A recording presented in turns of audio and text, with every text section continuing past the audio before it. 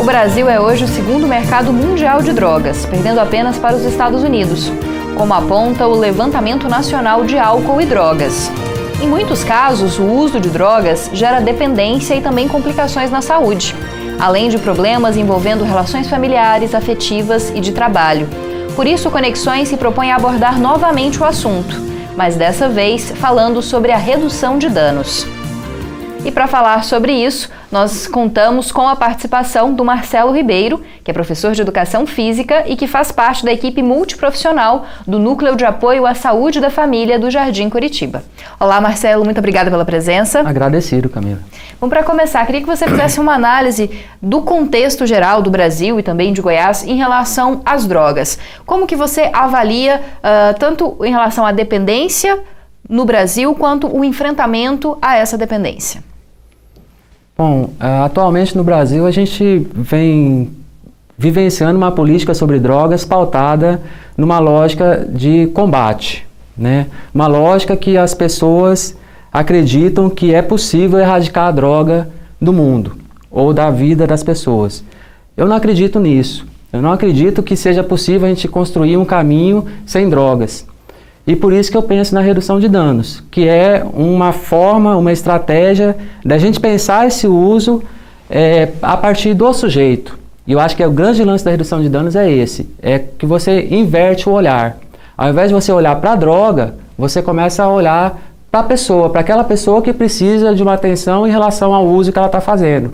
Esse uso pode ser abusivo ou não, né? E eu acho que aí que é a grande questão, a gente conseguir separar ou entender que nem todo mundo vai chegar no uso de dependência e vai ter uma grande parte da população que vai conviver com a droga. Portanto, eu vejo que a política pública hoje, voltada para o combate às drogas, ela está enviesada por isso, porque nem todo mundo precisa ser combatido nessa lógica.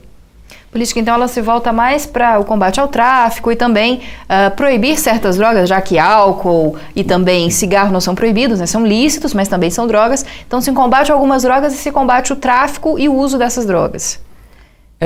Eu acho que a gente tem que separar assim. A questão do tráfico, ela tem um sentido de você realmente fazer esse combate. Mas a questão do uso, aí a gente tem que minimizar, porque nem todo mundo que usa droga vai precisar de uma clínica de tratamento, por exemplo, né? Nem todo mundo que usa droga vai ir para o fundo do poço. Então, a política pública hoje, voltada para o combate às drogas, ela faz com que a gente olhe somente para um tipo da população usuária de droga, que é aquela população que sofre, que tem mais problemas ou que se afunda um pouco mais no uso. Então, a política pública hoje ela é voltada para essa população e generaliza para todo o restante. E eu acho que esse é o equívoco.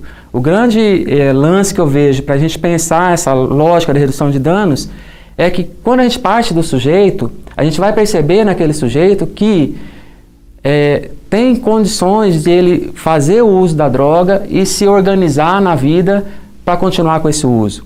Não estou querendo fazer apologia ao uso da droga, estou querendo trazer uma centralidade para a gente pensar que a droga em si, ela não é o mal. Se eu pegar o objeto maconha, né, se eu deixar o objeto maconha aqui e ninguém tocar nele, não tem problema nenhum, porque ele é só um objeto. Acontece um problema quando esse objeto ele tem uma interação com um sujeito, com um indivíduo e está inserido em um contexto social.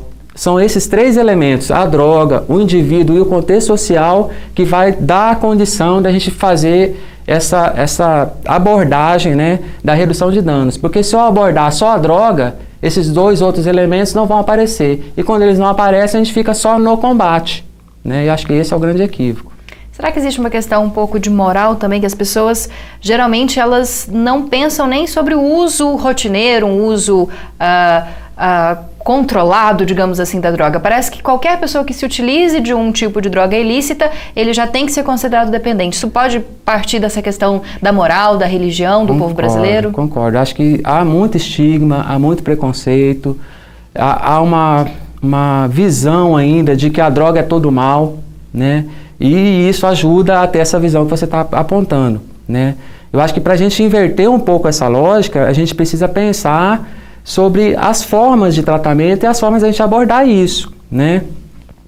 Por exemplo, se a gente pensar que a pessoa realmente hoje, um usuário de álcool, por exemplo, né? Ela bebe todo dia, ela fica bêbada no fim de semana, ela provoca situações complexas dentro de casa, com a família e tudo mais. Esse sujeito, se ele se perceber numa condição de uso abusivo, provavelmente, se ele conseguir dar conta de ver isso, ele vai procurar, né, uma forma de se organizar nesse uso. O que acontece é que a maioria das pessoas que fazem esse uso abusivo não tem essa percepção, né? Essa percepção de que ela está naquela situação tão grave, né? E que essa situação grave está causando problemas e ele não se vê nessa situação. E aí acho que é papel importante de um profissional de saúde conseguir desnudar isso com o sujeito, né? Trazer a centralidade da vida dele em relação ao uso da droga, né? E quando você faz algumas perguntas, quando você traz para ele pensar a vida dele com a droga, ele começa a repensar a forma que ele age com ela, né? Então a redução de danos ela vem na perspectiva da gente pensar essa centralidade do sujeito. A droga em si, ela vai ser problemática quando esse sujeito aqui ele não consegue se controlar, né? Por exemplo, resgatando a história, na Grécia Antiga, a gente tinha uma lógica de uso de drogas diferente do que é hoje. As pessoas eram virtuosas a partir do uso, era permitido usar qualquer droga. A virtuosidade estava no controle que você tinha sobre aquele uso naquele momento. Então as pessoas que conseguiam passar tranquilamente pelos usos, elas eram as pessoas melhor colocadas socialmente, né? E isso vai se invertendo com o tempo. Essa lógica da gente pensar a droga enquanto um objeto, um problema de saúde pública, é uma questão atual, é uma questão de uns 100 anos para cá, quando os Estados Unidos começam a trazer uma lógica de guerra às drogas, a partir dos anos 20, né, do século passado, onde se expandiu para o mundo inteiro, né? E essa visão é uma visão que ela visa lucro, ela visa uma manutenção de uma lógica. Que lógica é essa? É a lógica de você conseguir criminalizar pessoas através do uso da droga, né? Como que funciona isso? Você, a partir do uso da droga, você pega populações que são excluídas ou população que tem um contexto de preconceito, por exemplo, os negros, né? O uso de cocaína foi associado aos negros em determinada época. O uso de maconha foi associado aos mexicanos em determinada época, né? E o uso de álcool foi associado às pessoas do Oriente. Então, assim, quando a gente começa a desnudar essa história, quando a gente começa a ver as raízes de como foi construída uma lógica, né, das pessoas vivenciarem a droga, a gente vê isso, né? E a redução de danos vem para a gente pensar isso de uma outra maneira. A gente vai falar mais da redução de danos no próximo bloco. Uhum. Você agora acompanha o nosso intervalo e continua acompanhando essa entrevista sobre a política de redução de danos daqui a pouco. Espero que você continue assistindo ao Conexões. Você pode fazer isso tanto no canal 15.1 do Sinal Aberto, quanto no 21 da NET Goiânia, ou então pelo nosso perfil do Facebook, ou pelo nosso canal no YouTube.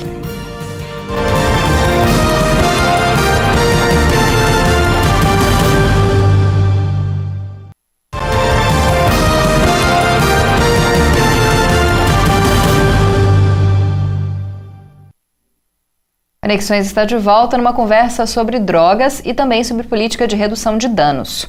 Hoje nós recebemos no nosso estúdio o Marcelo Ribeiro, que faz parte da equipe multiprofissional do Núcleo de Apoio à Saúde da Família do Jardim Curitiba. A gente falou muito sobre política antidrogas, sobre combate às drogas. Queria que você explicasse para a gente agora especificamente o que significa essa política de redução de danos e como que ela age com um dependente químico. A redução de danos é uma política voltada para o sujeito que não consegue ou não dá conta de ficar sem a droga, né? É uma estratégia que visa a gente trabalhar aquela pessoa pensando que ela tem que agir sobre a droga. A gente não tem mágica, não tem remédio, né, que vai resolver esse problema de uma hora para outra. Então o que a gente faz é a gente implicar ele no próprio tratamento, né? A partir do quê? A partir de algumas estratégias que a gente vai pensando no uso da droga. Vou dar um exemplo clássico. Uso de álcool, né? A pessoa que usa álcool, e ela só usa o álcool e ela não se alimenta e ela não bebe água, o efeito do álcool é diferente. Se você falar para essa pessoa, durante o uso do álcool, beba água entre um intervalo e outro, coma alguma coisa, que você vai se sentir mais saciado, mais tranquilo, você vai beber menos. Esses elementos que parecem simples e são, né, mas que fazem uma diferença grande no organismo, são uma parte da gente pensar a redução de danos. É você conseguir fazer a pessoa repensar a forma de uso de tal maneira que ela faça o uso mais saudável. A gente não fala para a pessoa parar de usar drogas de uma vez, embora a abstinência possa ser um objetivo a partir daquele sujeito, né? O grande lance é esse, a gente perguntar para ele o que a gente pode fazer pelo seu tratamento, né? E aí eu não posso também deixar de lado as clínicas de internação, porque tem sujeito que demanda a clínica de internação também, mas tem sujeito que vai falar assim, não, eu dou conta, eu consigo me organizar nesse uso aqui e vou continuar estudando, vou continuar trabalhando, vou cuidar da minha família e vou continuar fazendo uso da droga, porque é uma opção minha, né? Seja lícita ou ilícita, né? O que justifica uma droga ser ilícita? Há algum estudo científico para isso? Não, não tem. As drogas ilícitas, elas foram taxadas como ilícitas a partir de algumas pessoas que queriam implantar a lógica da guerra às drogas, né?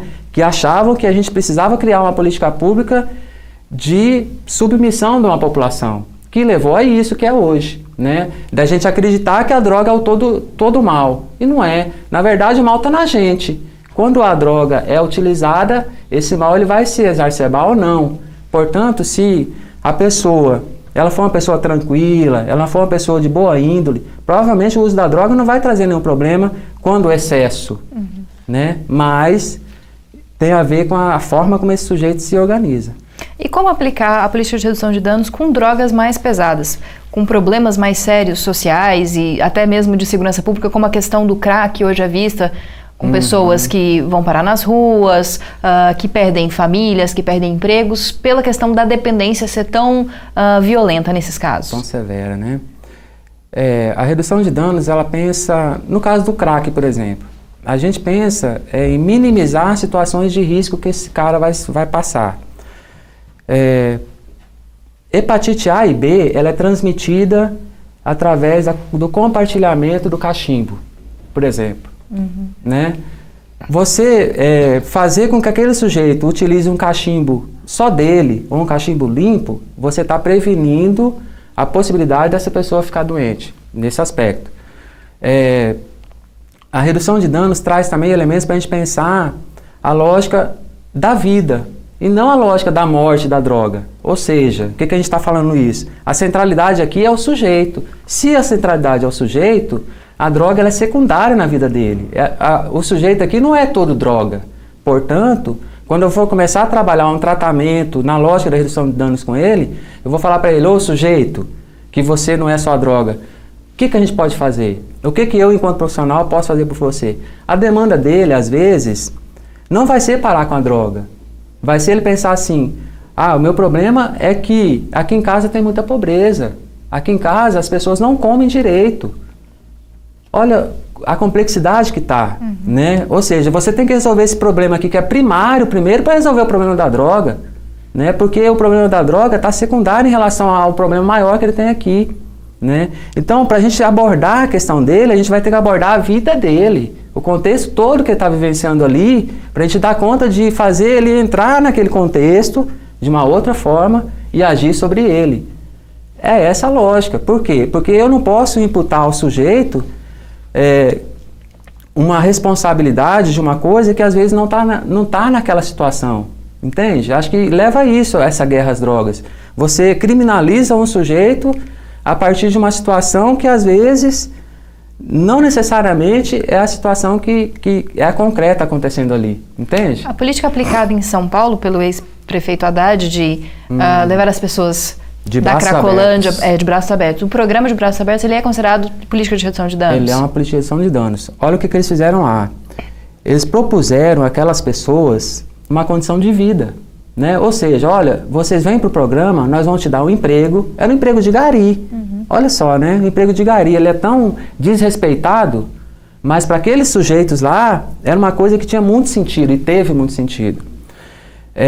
Eles tiveram uma moradia, né? Uma condição melhor para eles começarem a se reorganizar na vida e sair daquela condição de rua.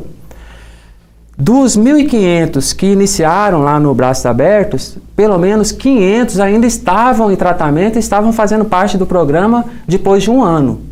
Parece que é pouco se você pensar 500, mas 500 dá mais de 30%, 40%. Vou ter que te interromper, Marcelo, que nosso tempo está chegando ao fim desse bloco e a gente volta a falar do programa daqui a pouquinho. A gente vai para mais um intervalo e eu te convido a participar do Conexões durante esse tempinho de break.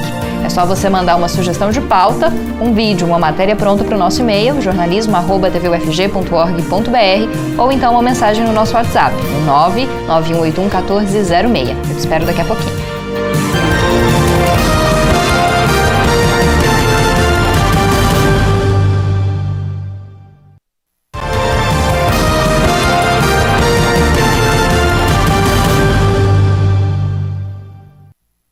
Conexões de hoje está no último bloco e nós estamos conversando sobre drogas e também sobre política de redução de danos. No nosso estúdio, nós recebemos Marcelo Ribeiro, que faz parte da equipe multiprofissional do Núcleo de Apoio à Saúde da Família do Jardim Curitiba. Bom, Marcelo, a gente estava falando no bloco anterior a respeito do programa de São Paulo de Braços Abertos. Por que ele é tão mal entendido pela sociedade e até mesmo foi descontinuado pelo governo atual em São Paulo? E por que esse tipo de ação não pode ser implantada, por exemplo, em Goiânia? Eu acho que a lógica que o Brasil vive de combate às drogas não permite a gente ter um outro olhar, né? Tanto é que quando o Haddad fez esse programa, ele foi exatamente criticado por isso, porque parecia que era permissivo demais, parecia que as pessoas não estavam sendo tratadas, mas é o contrário, o tratamento é exatamente isso, é você acessar o sujeito, você acessar a pessoa para ela agir sobre a doença. O médico ele não resolve o problema da pessoa porque ele deu o remédio, é porque a pessoa tomou o remédio. É essa a lógica, é você garantir a condição para que aquele sujeito se organize. E o de Braços Abertos fez isso, né? Só que há uma diferença. Quando você cria um programa onde as pessoas continuam, né, circulando pela cidade, elas continuam em liberdade para viver a vida delas, a política contrária a isso diz, não, essas pessoas têm que ser encarceradas, elas precisam de um tratamento fechado, porque é lá que vai resolver o problema. Só que a gente sabe que esses tratamentos fechados, esse tratamento de internação, tem uma resolubilidade de, no máximo, colocando um número alto, 30%. Ou seja, 70% das pessoas que passam por aquele tipo de tratamento vão recair e vão voltar para a droga. Uai, por que a gente vai ficar insistindo tanto numa lógica, uma única lógica, que é o que eles apresentam pra gente, que é essa de você colocar a pessoa dentro de uma clínica, sendo que a gente sabe que o resultado disso não é tão bom assim, né? Então a redução de danos ela vem para mostrar que existem outras possibilidades e que no caso a gente está falando de uma possibilidade de tratamento em liberdade. Os CAPs têm a lógica da redução de danos, né? O Centro de Atenção Psicossocial, que é a política pública brasileira para tratamento de álcool e drogas, trabalha nessa lógica. Eles não são espaços fechados, são espaços abertos onde a família vai e volta, de acordo com a demanda do tratamento. Por que isso é importante? Porque quando você não tira a pessoa do seu convívio social, quando você não tira a pessoa dos estudos, quando você não tira a pessoa do trabalho e leva ela para um espaço isolado, que ela vai ficar 9 meses, 8 meses, não sei quanto tempo lá, quando você mantém ela dentro dessa lógica da vida dela, você implica ela a viver aquele problema, né? A não fugir do problema. Exatamente, porque senão você vai lá para a clínica, você fica 9 meses, mas a sua família, o seu contexto não foi trabalhado, ele vai voltar para aquele mesmo contexto. Por isso que ele recai. Por quê? Porque não mudou nada ali. Ele vai voltar para o mesmo espaço. Uai, tudo bem que ele ficou 9 meses sem usar lá, mas agora a realidade está batendo na cara dele de novo, né? Então, por isso que há essa crítica. Eu concordo no seguinte, que todo tratamento é bom. Não importa se seja uma clínica de internação. Por quê? Porque é o sujeito que demanda. Tem sujeito que vai falar, eu preciso, nesse momento eu não dou conta, tenho que ir em internação mesmo. E a gente tem que garantir isso. E como que a família, ao saber das condições de um parente, de um amigo, a quem procurar e como saber qual tipo de tratamento é melhor para um paciente? Oficialmente o CAPS é o locus inicial de um tratamento, né? Agora, depende da forma como esse sujeito está. Se estiver numa situação muito severa, né? Por exemplo, o cara ele está usando crack há muito tempo e não está conseguindo se organizar em nada, só está no crack. Nesse caso, em Goiânia, a gente tem o pronto-socorro psiquiátrico Vacire Schuch, né? Que seria uma atenção emergencial, né? Por no máximo 3 dias, onde essa pessoa passaria por um processo inicial e provavelmente ela seria encaminhada depois para uma clínica fechada ou para um CAPS, né? Essa é a lógica inicial da porta de entrada, mas pensando em caso severo. Agora, se for uma situação simples, a estratégia de saúde da família é a porta de entrada, né? A estratégia de saúde da família está lá para fazer esse primeiro acolhimento, né? E esse primeiro acolhimento, dependendo da leitura daquele profissional, é o que vai dar a direção para onde essa pessoa pode ser encaminhada ou não. Que caso muitos pais se assustam quando os filhos descobrem o uso de alguma droga pelos filhos e não sabem o que fazer. É melhor procurar, então, a saúde da família e conversar sobre isso. Exatamente. A maioria dos pais, eles ficam muito alardeados quando descobrem o uso de uma droga ilícita. O álcool é mais comum, o tabaco é mais comum e o alarde é menor. Mas quando há o envolvimento de droga ilícita, os pais, eles, por essa falta de conhecimento, por tudo isso que a gente está conversando aqui, eles pensam que é uma coisa de outro mundo e há um alarde maior. E eu acho que isso é um problema também, né? Porque às vezes o filho, a compreensão que ele tem desse contexto de uso é diferente daquilo que os pais têm. E essa diferença de gerações, né, às vezes faz com que o diálogo não aconteça. E aí haja uma cisão ali, né? Ou seja, o pai provavelmente vai querer interná-lo, vai querer fazer alguma coisa mais severa em relação àquela situação que talvez não seja tão grande assim. Certo. Bom, nosso tempo está chegando ao fim. Marcelo, queria agradecer a sua presença. Muito obrigada por tudo que você nos explicou. Eu que agradeço. É importante a gente debater esse tema, a gente construir caminhos que sejam diferentes do que vem sendo feito atualmente e estamos abertos para uma próxima ocasião. Nós também estamos abertos. Muito obrigada, Marcelo. Valeu. Bom, o Conexões de hoje termina aqui. Você pode continuar acompanhando a programação da TV UFG, ou então você também pode acessar as nossas redes sociais e o nosso site para saber as novidades da programação. Eu te espero no nosso próximo programa. Até lá!